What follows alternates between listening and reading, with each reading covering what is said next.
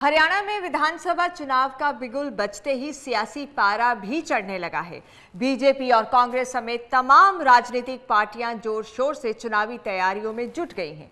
इसी बीच एक चुनावी सर्वे आया है। जी हां, इंडिया टुडे सी वोटर का ये सर्वे है जो कई तरह के सवाल खड़े कर रहा है। अब इस सर्वे में क्या कुछ है ये समझने की कोशिश करेंगे, क्योंकि ये जो चुनावी सर्वे आया है ये बता रहा है कि मौजूदा हालात में जनता का मूड क्या है। आपको फिर से एक बार बता दूं कि ये सर्वे हमारा नहीं है, इंडिया टुडे सी वोटर का ये सर्वे है और इस सर्वे ने कई तरह के सवाल जरूर खड़े कर दिए हैं जिस पर कि चर्चा होनी बेहद जरूरी है, क्योंकि चुनावी माहौल है। इस चुनावी समर में जहां सभी राजनीतिक दल माथापच्ची में जुटे हुए हैं कि टिकटों का बंटवारा कैसे करना है।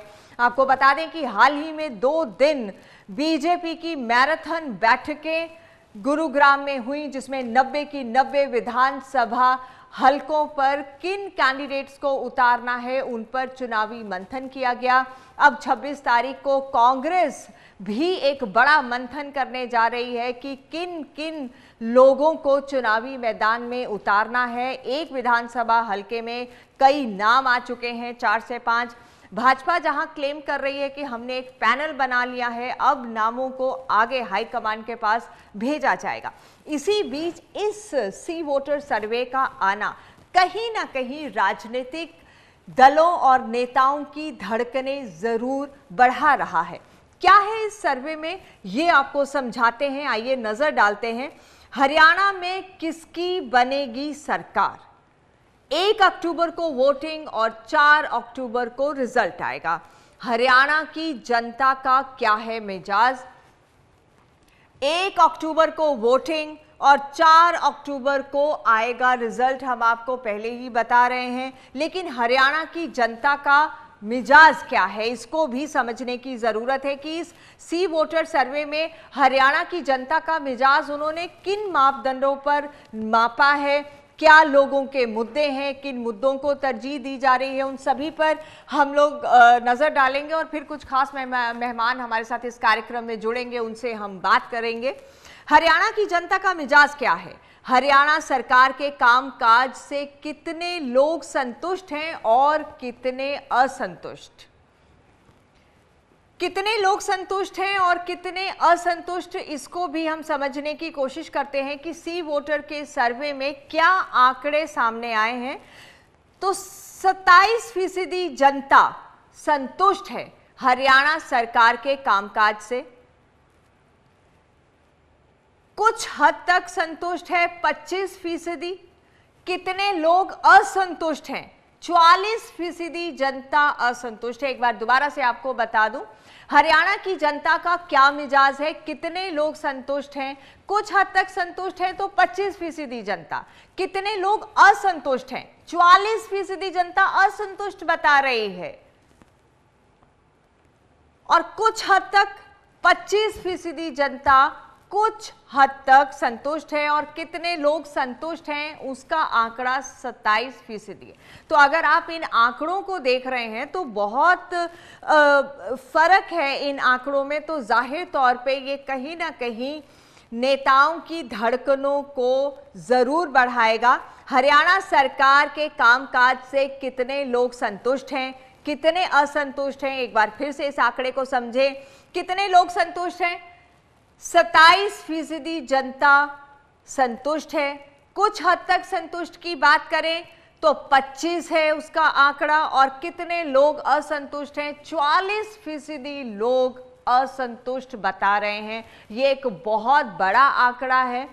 पहले ही जिस तरह के आरोप विपक्ष लगा रहा है कि एंटी इनकम्बेंसी से सरकार जूझ रही है, 10 साल सत्ता में रही है। इसी बीच हमारे साथ मंत्री कंवरपाल गुर्जर जुड़ गए हैं, उनसे बात करेंगे। नमस्कार कंवरपाल गुर्जर जी, आपको मेरी आवाज आ रही है? बिल्कुल आ रही जी। चुनावी माहौल है, भाजपा भी अपनी तैयारियां कर रही है। क्या चैलेंजेस देखते हैं इस चुनाव में? भाजपा के सामने क्या चैलेंजेस आप देखते हैं? क्योंकि 10 साल पार्टी आपकी सत्ता में रही है, सरकार बनाई हुई है, आप मंत्री रहे हैं, क्या चैलेंज देखते हैं? देखिए 10 साल में हमारी बहुत उपलब्धियां हैं। अगर मैं पिछली सरकार के मुकाबले में कहूं तो मैं समझता हूं कि लगभग 10 गुना ज्यादा विकास का काम जो है हमारी सरकार ने करके दिखाया। और आम आदमी भी इस बात को स्वीकार करता है कि जितने विकास के काम इस सरकार के दौरान हुए, आज से पहले किसी सरकार के दौरान नहीं हुए। हाँ। और जितनी निष्पक्षता के साथ हुए, उसके भी लोग कायल हैं कि कहीं किसी के साथ भेदभाव नहीं हुआ। पूर्व की सरकार में ये आरोप बड़े भारी लगते थे कि केवल एक एरिया का विकास हो रहा, बाकी सारे हरियाणा को इग्नोर किया जा रहा। हाँ। ऐसे ही रोजगार के मामले में भी आरोप लगते थे कि जो उनके चेते हैं केवल उनके लिए हैं।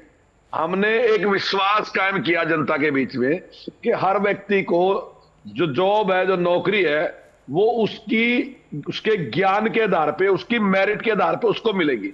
हाँ। और इस बात को 10 साल में हमने स्थापित कर दिया कि आज हरियाणा का हर आदमी इस बात पे विश्वास करता है कि हरियाणा में कोई किसी के साथ पक्षपात नहीं है, कोई किसी के पास खर्ची पर्ची नहीं है, उसकी योग्यता के हिसाब से ही उसको नौकरी मिलेगी। तो मैं समझता हूं बहुत बड़ी उपलब्धि है। आपने काफी कुछ उपलब्धियां बताई कि हमारी उपलब्धियां हैं, मान लिया उपलब्धियां हैं, चैलेंजेस भी तो होंगे। 10 साल सत्ता में रहे हैं, विपक्ष कह रहा है कि सरकार 10 साल की एंटी इनकम्बेंसी से जूझ रही है, क्या आप इसे एक चैलेंज मानते हैं?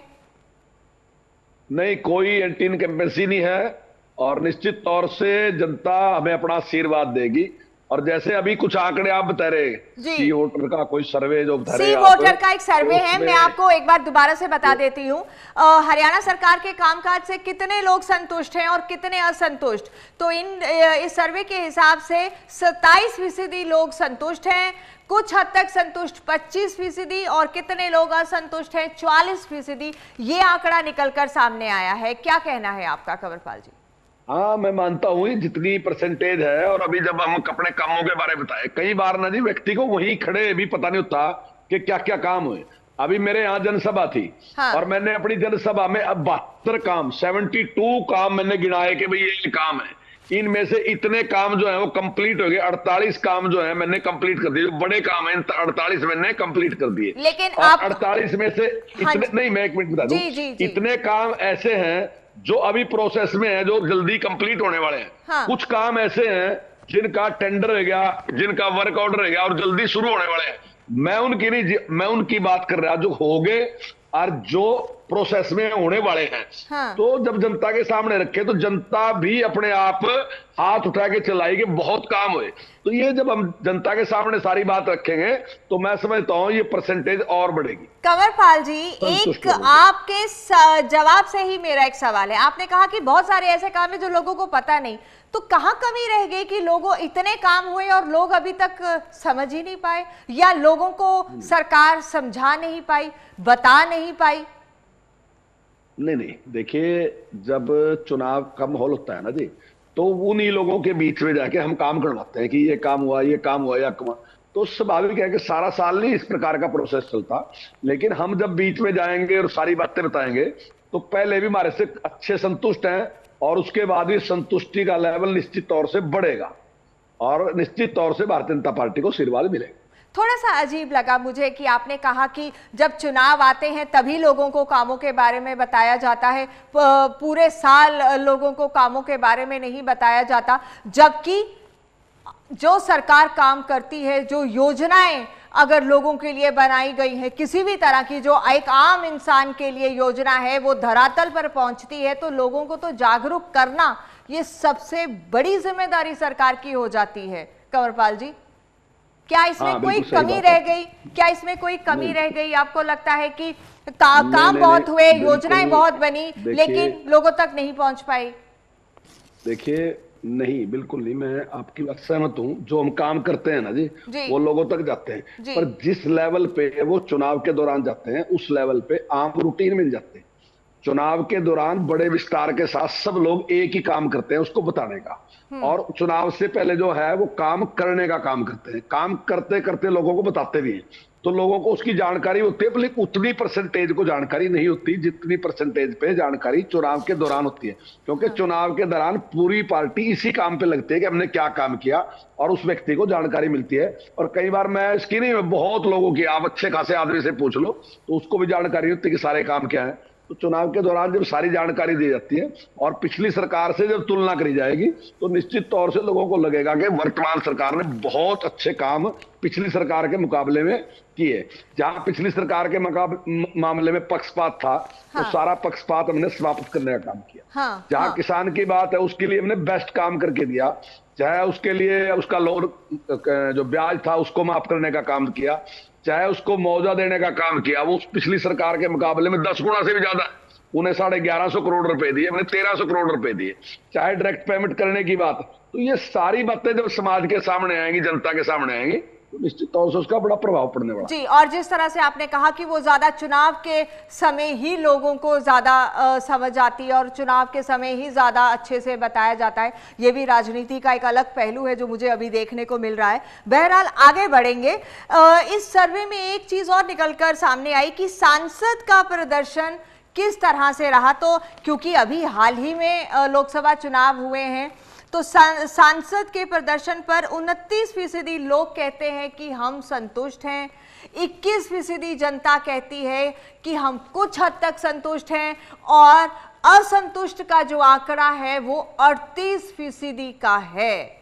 ये भी एक बड़ा डिफरेंस है। और हाल ही में जिस तरह से लोकसभा चुनाव जो संपन्न हुए हैं उसमें 5 पर आकर भाजपा अटक गई। एक बार फिर से आपको बता दूं कि सांसदों का जो प्रदर्शन है उसमें संतुष्ट का जो आंकड़ा है 29% है, कुछ हद तक संतुष्ट का 21% है और असंतुष्ट का 38% है। इस पर क्या कहेंगे कंवरपाल जी, क्योंकि लोकसभा चुनाव तो अभी हुए। हाँ, जो असंतुष्ट है जी, आप उसको 38% है, 38% रहेगा जी। लेकिन जो कुछ संतुष्ट है ना, वो हाँ। पूर्णतः संतुष्ट कर देंगे तब तक हम, और वो संतुष्ट जो है वो 50% हो जाएगा, वो असंतुष्ट 38% ही रहेगा। हाँ। और आप देखोगे कि आशीर्वाद हमें मिलेगा। आपने जो पहला भी आंकड़ा कहा उसमें भी 44% आपने कहा, और उसमें भी 56% जो है वो संतुष्ट और कुछ संतुष्ट वाला गया। तो निश्चित तौर से जो कुछ संतुष्ट है उसको तब तक पूर्णतः संतुष्ट, जब हम सारे बात बताएंगे तो पूर्णतः संतुष्ट की स्थिति में आ जाएगा, और निश्चित तौर से फिर सवाल मेरा फिर से वही आ जाएगा, माफी के साथ कंवरपाल जी, सवाल हम अभी तक बता क्यों नहीं पाए कि 21 वाला जो आंकड़ा था वो ऑलरेडी 29 के साथ होता तो भाजपा 10 से 5 पर नहीं आकर टिकती, वो हम बता क्यों नहीं पाए जो अब हम विधानसभा में आके दोबारा से बता रहे हैं। नहीं, देखिए हर पार्टी चुनाव के दौरान इसी विषय पे बात करती है, अब कोई दूसरा विषय नहीं है, और अब एक आधी बात करने वाला नहीं है, अब बात करने वाले हजारों कार्यकर्ता हैं जो लोगों के बीच में जाके अपनी बात समझाएंगे।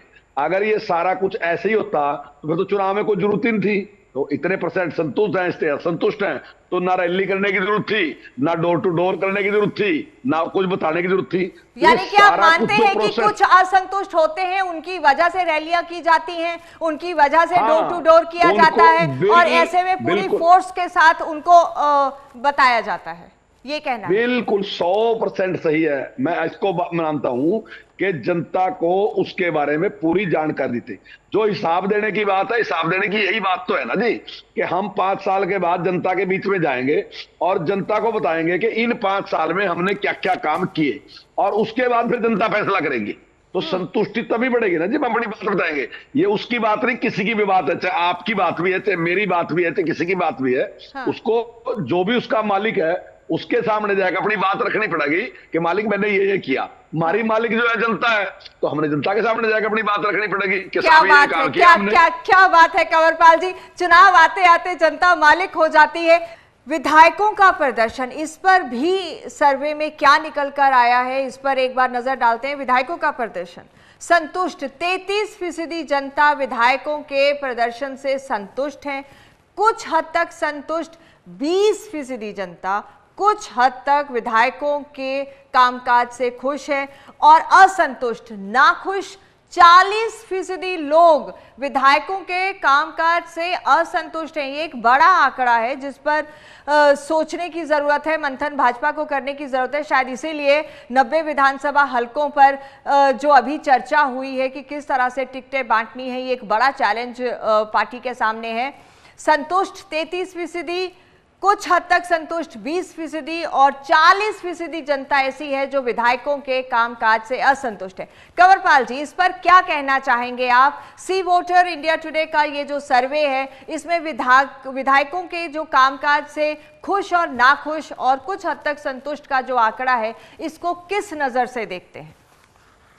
नहीं, पॉजिटिव है ये, कोई नेगेटिव नहीं है इसमें। हाँ। अगर 20% लोग जो कुछ संतुष्ट हैं तो निश्चित तौर से जब चुनाव चलेगा तो वो पूर्ण संतुष्टि में बदल देंगे। हाँ। और हम 53% पे रहेंगे और वो 40% पे रहेंगे। लेकिन जो 40% असंतुष्ट हैं, क्या लगता है उसके पीछे का कारण क्या है? नहीं, देखिए, जो 40% असंतुष्ट है ना जी, वो सारी पार्टियों के लोग मिलके हैं। अब वो अपने आप को संतुष्ट नहीं रखते। वो इसलिए नहीं कि हमारे कामकाज से असंतुष्ट हैं, वो इसलिए असंतुष्ट हैं क्योंकि वो अलग पार्टी के हैं, हमारे से अलग विचारधारा के हैं। तो वो कभी अपने आप को संतुष्ट नहीं कहेंगे, वो असंतुष्टि कहेंगे अपने आप को। तो वो संख्या 40% है। और जो दूसरी संख्या है वो उससे बड़ी संख्या है, तो वो 54% संख्या है जो संतुष्ट वाली है।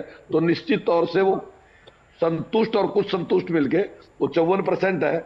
और जब तक चुनाव होगा तो पूर्ण संतुष्ट में बदलेगी वो, और निश्चित तौर से भाजपा की विजय होगी। हाँ, चलिए, इसी बीच कांग्रेस से कैप्टन अजय यादव भी हमारे साथ जुड़ गए हैं, क्योंकि यहाँ विपक्ष का भी एक आंकड़ा सामने आया है कि विपक्ष से कितने लोग संतुष्ट हैं और विपक्ष से कितने लोग असंतुष्ट हैं, उसको भी समझना जरूरी है। हरियाणा में विपक्ष की भूमिका से कितने लोग संतुष्ट हैं? 31% जनता संतुष्ट है, कुछ हद तक संतुष्ट 22% जनता है, और असंतुष्ट की अगर हम बात करें 34% जनता असंतुष्ट है। कैप्टन अजय यादव, हरियाणा का चुनाव, हरियाणा का सी वोटर सर्वे, क्या कहना है आपका इस सब पर?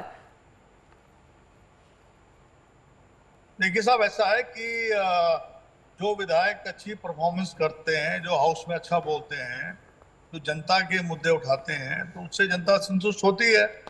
और जो मुद्दे जो हैं, जो जनता के बीच में रहते हैं, जनता के साथ मिलकर और सरकार की नाकामी को जो समय समय पर निकालते हैं, जनता से संपर्क में रहते हैं, तो उसकी वजह से आप देख रहे हैं कि जो हमारे आंकड़े हैं वो विपक्ष में होते हुए भी हमारे आंकड़े जो हैं, जो सत्ता पक्ष है उससे बेटर आंकड़े हैं हमारे। आपका क्या कहना है कंवरपाल जी कि कितने 34% लोग नाखुश हैं विपक्ष की भूमिका से? आपको लगता है कि विपक्ष अपनी भूमिका निभाने में असफल रहा, कंवरपाल जी? कि मैं तो ये बात तो नहीं करता कि विपक्ष ने अपना काम किया है, लेकिन मैं समझता हूँ और अच्छा काम कर सकता था विपक्ष, इसीलिए लोग असंतुष्ट हैं। हालांकि अजय यादव जी ने जो बात कहा, बहुत सीनियर मेंबर है वो और बहुत अनुभवी व्यक्ति हैं, तो मैं समझता हूं कि उसका वो कर नहीं सका जो विपक्ष, जो और भी बात उठा सकता था। एक रचनात्मक जो है वो उनका रवैया उतना नहीं रहा जितना रह सकता था। चलिए, दोनों बड़े नेता हमारे साथ जुड़े हुए हैं, मुद्दों की बात कर लेते हैं कि इस सर्वे में किन मुद्दों पर जनता ने अपनी राय रखी है कि इस चुनाव में कौन से बड़े मुद्दे हैं। भ्रष्टाचार बहुत बड़ा मुद्दा नहीं है, 33% लोग भ्रष्टाचार को एक मुद्दा बता रहे हैं। बेरोजगारी, 45% लोग बेरोजगारी को एक बड़ा मुद्दा बता रहे हैं। महंगाई, 14% लोग महंगाई को बड़ा मुद्दा बता रहे हैं। विकास, 13% विकास एक बड़ा मुद्दा है। कानून व्यवस्था की अगर हम बात करें तो 3% लोग कानून व्यवस्था को एक बड़ा मुद्दा मानते हैं, और किसानों का इशू भी एक मुद्दा है, लेकिन 2% लोग इसको एक मुद्दा मानते हैं। तो इन मुद्दों में से सबसे बड़ा मुद्दा अगर हम देखते हैं तो बेरोजगारी, महंगाई और विकास। कंवरपाल जी, क्या कहना है? बेरोजगारी एक बहुत बड़ा मुद्दा निकलकर इस सर्वे में आ रहा है। नहीं, देखिए, जो चाहे विकास की बात आपने करी, चाहे महंगाई की बात करी, और चाहे दूसरी किसानों की बात करी, आपने उसमें देखा कि ज्यादातर लोग उसको मुद्दा नहीं मानते। और निश्चित तौर से लोग हमारी सरकार की जो कारगुजारी है उससे पूरी तरीके से सेटिस्फाई हैं, वो कोई विषय नहीं है। जहां तक बेरोजगारी की बात भी है, जितना अच्छा काम सरकार ने किया है अपने इन 10 सालों में जो काम किया, तो लोग, मैं समझता हूं कि अच्छी खासी संख्या में जो 55% लोग जो हैं वो सेटिस्फाई है। केवल आपने जो कहा वो 45% लोग हैं जिन्होंने उस पर। लेकिन बेरोजगारी एक बड़ा मुद्दा है जो इस सर्वे में निकल कर आया कि बेरोजगारी एक बड़ा मुद्दा है। नहीं, निश्चित तौर से देखिए, बेरोजगारी कोई केवल यहाँ का मुद्दा नहीं है, पूरी दुनिया का मुद्दा है आज की तरीके। पूरी दुनिया में बेरोजगारी एक समस्या है, इस बात को हम स्वीकार करते हैं। लेकिन सरकार ने जो काम किया, मैं समझता हूँ उससे लोग सेटिस्फाई है और सरकार ने अच्छा काम किया। और सबसे बड़ी बात है कि निष्पक्षता के साथ काम किया। चाहे सरकारी नौकरी देने की बात थी, चाहे उद्योग लगाने की बात थी, चाहे कैरियर की बात थी, सारे कामों में निष्पक्षता के साथ सरकार ने काम। चलिए, मेरे साथ वरिष्ठ पत्रकार अमित नेहरा भी जुड़े हुए हैं, एक बार उन्हें भी चर्चा में शामिल करते हैं। अमित नेहरा जी, सी वोटर इंडिया टुडे का ये जो सर्वे आया है, आप इसको किस नजर से देखते हैं? देखिए नवजोत, अगर एक पत्रकार की नजर से देखें तो इनका जो पिछला सर्वे आया था 2019 में, सी वोटर्स आया था, मेरे ख्याल से 17-18 अक्टूबर की बात है, एबीपी न्यूज पे इन्होंने दिखाया था। तो उन्होंने जो सर्वे में 90 में 80 सीटें इन्होंने बीजेपी को दी थी और पूरे विपक्ष को हरियाणा के 7 सीटें दी थी, और जबकि कांग्रेस को सिर्फ 3 सीटें दी थी। लेकिन जब नतीजे आए तो सारा आपके सामने है। फिर बीजेपी जो 83 सीट के दिखा रहे थे तो 40 सीट पे सिमट गई थी। कांग्रेस को कितनी सीटें आई थी, बाकियों को कितनी सीटें आई थी, सबको पता है। तो इनकी ऑथेंटिसिटी पे संदेह, पहली बात तो मैं ये कहूंगा, क्योंकि जो परिपोल सर्वे होते हैं तो वो थोड़ा सा अपने हिसाब से उसमें काट छाट होती है। और बात रही जैसे आपने विधायकों की कही, मंत्रियों की कही, तो मुझे लगता है कि पिछले बार 8 मंत्री हार गए थे, 2-3 मंत्री अपने सीट बचाने में कामयाब रहे थे। तो ये जो चीजें हैं ये कंसिडरेशन करनी चाहिए एक सर्वे में। और जो सर्वे का इन्होंने मुद्दे आपके नजर में मुद्दे क्या है? हाँ, वो जो इन्होंने फ्रेम किए हैं क्वेश्चन, वो त्रुटिपूर्ण लगते हैं मुझे। तो उन्होंने एक जनरल जो पूरे देश के लिए होता है वो ही एक जो लोकसभा के लिए फ्रेमिंग होती है। अमित नेहरा, अगर हम मुद्दों की बात करें, आप भी जमीन पर गए हैं, अभी किन मुद्दों को डोमिनेंट आप हरियाणा के चुनाव में देखते हैं? नहीं, मैं नवजोत उसी बात पे आ रहा हूँ कि इन्होंने जो क्वेश्चन फ्रेम किए हैं, इन्होंने जो मुद्दे दिए हैं जिन पे इनका सर्वे, पूरा सर्वे आधारित है, तो जिन्होंने जमीनी मुद्दे इन्होंने उठाए नहीं, उन्होंने वो पूछे ही नहीं, उनका है ही नहीं। आपकी नजर में क्या मुद्दे हैं? बेरोजगारी, विकास, भ्रष्टाचार, महंगाई, इसके अलावा किसान, क्या मुद्दे हैं आपकी नजर? देखो, मुझे ये लगता है कि शहरों में सबसे बड़ा मुद्दा जो है वो प्रॉपर्टी आईडी को लेके है, ठीक है ना। उसमें त्रुटियां बहुत हैं, है ना, बहुत परसेंटेज है, वो आप गिन ही नहीं सकते कितनी त्रुटियां हैं, कितने धक्के खाने पड़े, लोग बहुत तंग है प्रॉपर्टी आईडी में। और जो प्रॉपर्टी टैक्सेशन है, टैक्स जो किया है वो गलत तरीके से लगाया है और उसको जो ठीक कराने में लोगों को चक्कर काटने पड़े, वो बहुत बड़ा मुद्दा है। इसके अलावा और बड़े मुद्दे इस चुनाव में डोमिनेंट कौन से रहेंगे? मैं बता रहा हूँ ना, जो लोकल मुद्दे रहेंगे, तो ये लोकसभा का चुनाव नहीं, ये विधानसभा का चुनाव है। जो ग्रामीण क्षेत्र, ये तो शहरी क्षेत्रों का बड़ा मुद्दा है प्रॉपर्टी आईडी। जो यासी कंपनी है, आज भी एक खबर आई है कि 71 करोड़ रुपए गैर कानूनी तरीके से उनको दे दिए यासी कंपनी को, एक ऑफिसर के कहने पे। तो ये बड़ा मुद्दा रहेगा। और ग्रामीण क्षेत्रों में जो बुढ़ापा पेंशन काटी गई इस तरीके से, और फिर जिस तरीके से जुड़वानी पड़ी लोगों को, तो बहुत का सामना करना पड़ा है। परिवार पहचान पत्र वो बनवाना है, उसमें जो त्रुटियां हैं उसको ठीक करवाना, ये बड़े मुद्दे हैं, ये जमीनी मुद्दे हैं। सी वोटर्स को ये मुद्दे अपने जो सैंपल था उनसे पूछने चाहिए थे, उन्होंने इसका ध्यान नहीं किया उसमें। तो अभी बात आई उद्योग की, तो मुख्यमंत्री जब मनोहर लाल थे तो आपको ध्यान होगा नारनौंद विधानसभा क्षेत्र में उनका जनसंवाद प्रोग्राम हुआ था। तो वहां एक महिला ने एक सवाल पूछा था उनसे कि हमारे क्षेत्र में बेरोजगारी बहुत ज्यादा है, मुख्यमंत्री जी आप कृपा करके यहाँ कोई बड़ा उद्योग धंधा खुलवा दीजिए, कारखाना लगवा दीजिए। तो मनोहर लाल ने उनको जवाब दिया था कि इनको चंद्रयान 3 में भेजेंगे नौकरी देने के लिए। तो उसका इतना विरोध हुआ था कि सरकार बैकफुट पे आ गई थी। तो जब सरकार का रवैया बेरोजगारी को लेके इस तरह रहा हो तो वो बड़ा मुद्दा है, क्योंकि सरकार इस मोड में नहीं दिखी थी। उन्होंने ये आश्वासन नहीं दिया वहां पे नारनौल में कि हाँ हाँ हम खुलवाएंगे, हम इस लेकिन कंवरपाल जी हमारे साथ जुड़े हुए हैं, आपको रोक रही हूँ अमित नेहरा जी, कंवरपाल जी हमारे साथ जुड़े हुए हैं। उन्होंने कहा कि बेरोजगारी कोई सिर्फ हरियाणा का मुद्दा नहीं है, और भी बहुत जगह अगर हम बात करें बेरोजगारी की, सरकारी नौकरियों की, ये एक समस्या है, लेकिन सरकार ने लगातार कदम उठाए हैं। कंवरपाल जी, आप इसको रिस्पॉन्ड करना चाहेंगे? नहीं, बिल्कुल मैं इस बात से सहमत हूं कि बेरोजगारी केवल हमारी नहीं पूरी दुनिया की समस्या है, लेकिन हरियाणा सरकार ने उसमें अच्छा काम किया है और हमने रोजगार देने का काम किया। जहां तक बुढ़ापा पेंशन की बात इन्होंने कहा है, तो बुढ़ापा पेंशन है, अगर अभी आप आंकड़ा मंगा के देख लो सरकार से, हमारे टाइम में बुढ़ापा पेंशन की संख्या बढ़ी, कोई घटी नहीं है। कुछ समस्याएं इस प्रकार की थी कि कुछ लोगों ने पहले से पेंशन लेनी थी जब उनकी उम्र नहीं हुई थी, और उम्र ना होने की वजह से उन्हें पेंशन ले ली। सिस्टम के अनुसार उनके पास रिकवरी के लिए लेटर गया कि आप वो जो पैसा आपने पहले ले लिया वो पैसा जमा करा दो। लेकिन हमने एक फैसला लिया कि जिस व्यक्ति ने भी पहले पेंशन ले ली थी, जैसे ही वो 60 साल का गया तो जो पेंशन हम उसको देंगे उसमें से कुछ पैसे, यानी कि अगर हम 3,000 रुपए दे रहे तो 1,000 रुपया उससे काट लेंगे, ब्याज हम उसका सारा माफ कर देंगे और 2,000 रुपए पेंशन उसको देते रहेंगे।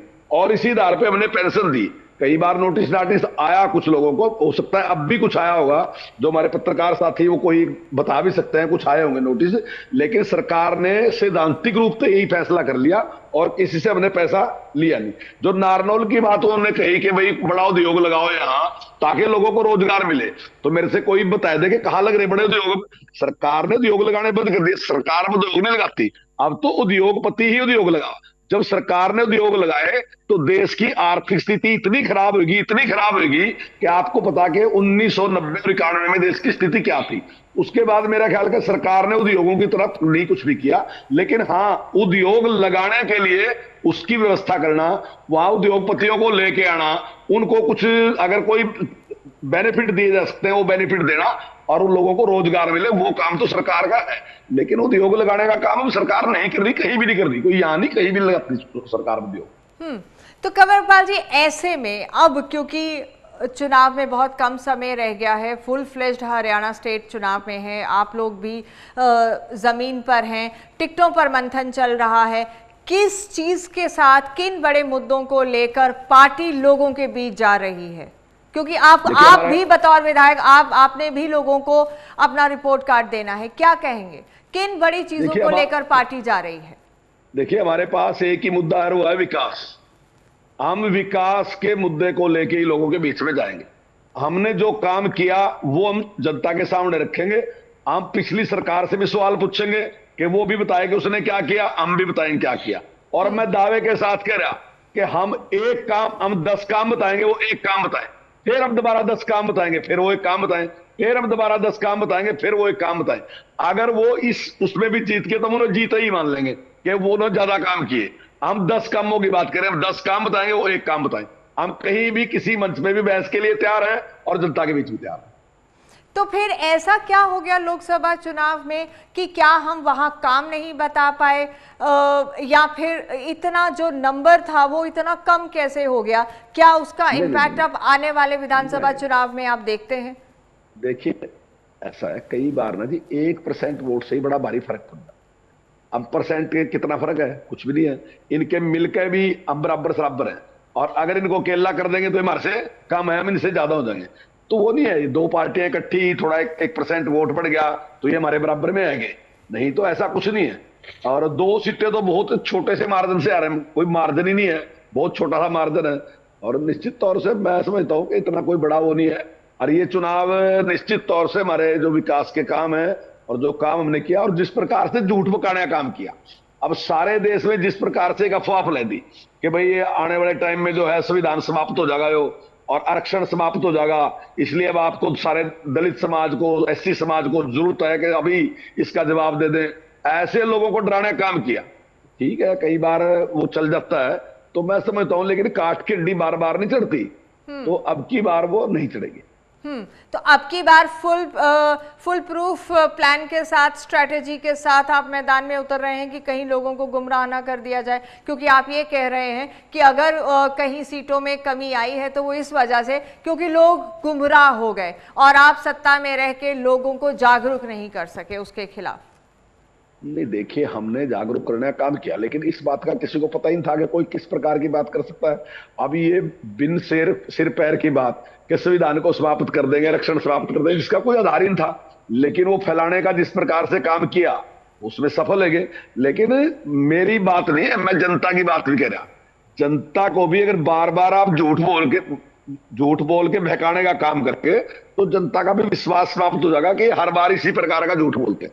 तो मैं समझता हूं कि जनता उस पर कोई इस तरह की बात को नहीं मानेगी, और निश्चित तौर से जो गुस्सा है इस बात का कि न बहकाने का काम करा, उसके भी परिणाम सामने आएंगे। अच्छा, टिकटों को लेकर 2 दिन बड़ा मंथन चला है। 90 की 90 विधानसभा टिकटों पर काफी माथापच्ची हुई है, एक पैनल भी बन गया है, नाम भी आगे फॉरवर्ड कर दिए गए हैं। क्या उम्मीद कर रहे हैं कि कब तक लिस्ट आ जाएगी भाजपा की? देखिए, मैं पक्के तौर पे तो नहीं कह सकता, मैं अपने अनुमान से कह सकता हूँ। ये बात तो देखिए, जो हमारी पार्टी की बड़ी लीडरशिप है वही बता सकते हैं कि क्या होगा क्या नहीं होगा। जितना कि मेरा ज्ञान है, मुझे लगता है कि शायद 28 तारीख तक एक पहली जो सूची है वो जारी हो जाएगी, जिसमें 30 से 40 कैंडिडेट हो सकते हैं। ऐसा मेरा अनुमान है कि ऐसा शायद 28 तारीख तक, 28 से पहले हो जाएगा। हर बार ऐसे ही होता है कि कई बार में होता है, एक बार एक लिस्ट निकल के आती है, फिर उसके बाद दूसरी आती है, फिर तीसरी पे उस पर, क्योंकि ये बड़ा गंभीर विषय है। पूरी पार्टी इस पे विचार करती है, जो हमारी बड़ी लीडरशिप है वो हर पॉइंट पे गंभीर विषय तो है ही, क्योंकि इस बार कई बड़े नेता अपने बच्चों को चुनावी मैदान में उतारने की पुरजोर कोशिश में है। इस पर भी कुछ कहना चाहेंगे कंवरपाल जी? नहीं, मैं नहीं समझता इसमें कोई बुराई है। अगर कोई बच्चा पॉलिटिक्स में है और पॉलिटिक्स में काम कर रहा है, अगर उसको अवसर दे, मैं समझता हूँ ये भी कोई न्याय नहीं है कि हम उसको अवसर इसी वजह से न देंगे क्योंकि वो किसी का बेटा है। तो फिर हम अच्छा, तो फिर दूसरी पार्टी में परिवारवाद का आरोप क्यों लगता रहा? नहीं, देखिए, परिवारवाद का मतलब ये है, परिवारवाद का मतलब ये नहीं परिवार का व्यक्ति कोई का। परिवारवाद का मतलब है जबरदस्ती किसी को थोपना। जैसे आज वो कांग्रेस ने थोप रखा, वो परिवारवाद है कि उसके पास योग्यता नहीं है, बिना योग्यता के जबरदस्ती लोगों को प्रथोप रहा है। योग्यता तय कौन करेगा? योग्यता तय कौन करेगा? लोग करेंगे ना। आप और मैं थोड़ी ना बैठ के किसी की योग्यता तय करेंगे, लेकिन आरोप तो लगाते हैं ना, आरोप तो लगाते हैं ना। तो इसीलिए हक तो सभी को है, वो किसी भी पार्टी का हो। अगर आपने कहा कि एक बच्चे में काबिलियत है या एक फैमिली उसको राजनीति में लाना चाहती है, उससे गुरेज नहीं है, तो ये दोहरे मापदंड नहीं दिखाई देते कंवरपाल जी? लगता नहीं दोहरे मापदंड है? देखिए, हमने कभी इस बात पे नहीं ऐतराज किया कि किसका बेटा दोबारा चुनाव लड़ रहा है, इस पे ऐतराज नहीं है। लेकिन ऐतराज इस बात पे है कि किसी आदमी को इसलिए मुख्यमंत्री बनाया जा रहा है क्योंकि वो उसका बेटा है। कंवरपाल जी, किसी आदमी को प्रधानमंत्री बनाया जा रहा है, उसका बेटा है। मान ली कंवरपाल जी, क्या आप इस बात को कह रहे हैं कि भाजपा नेताओं ने कभी नहीं कहा कि परिवारवाद को बढ़ावा देती है कांग्रेस या दूसरी पार्टियों में परिवारवाद है? क्या कभी किसी ने नहीं कहा? नहीं, परिवारवाद हमने ऐसे ही कहा कि एक व्यक्ति जैसे मुख्यमंत्री बना तो उसका बेटा भले ही वो उसकी योग्यता है नहीं है तो, लेकिन उसको मुख्यमंत्री का ही कैंडिडेट बना दिया, उसको हमने परिवारवाद कहा। हमने चुनाव लड़ने को परिवारवाद नहीं कहा। किसी के पास योग्यता नहीं है, लेकिन योग्यता के बावजूद भी आपने उसको नेशनल लीडर बनाने के लिए आपने पूरा जोर लगा दिया, उसको प्रधानमंत्री। आप या मैं योग्यता तय थोड़ी ना करेंगे, ये तो लोग योग्यता तय करेंगे। जनता ने भाई तो यानी आज आप ये मान रहे हैं, यानी आज आप ये मान रहे हैं कि कोई भी नेता का बेटा चुनावी मैदान में आता है तो उससे भाजपा को गुरेज नहीं है, वो परिवारवाद नहीं है, ये आप कह रहे हैं, ये आप मान रहे हैं? नहीं, अगर हम किसी ऐसे आदमी को टिकट देते हैं जो पॉलिटिक्स में नहीं है, लेकिन हम इसलिए उसको टिकट दे रहे क्योंकि वो एक विशेष व्यक्ति का बेटा है, तो मैं उसको मानूंगा परिवारवाद है। लेकिन एक व्यक्ति पॉलिटिक्स में है और उसका बेटा भी पॉलिटिक्स में सक्रिय है, चुनाव भी उसने छोटे लड़ दिए, जिला प्रसिद्ध लड़ दिया या पार्षद का चुनाव लड़ दिया या सोसाइटी का चुनाव लड़ दिया, लगातार वो पॉलिटिक्स में।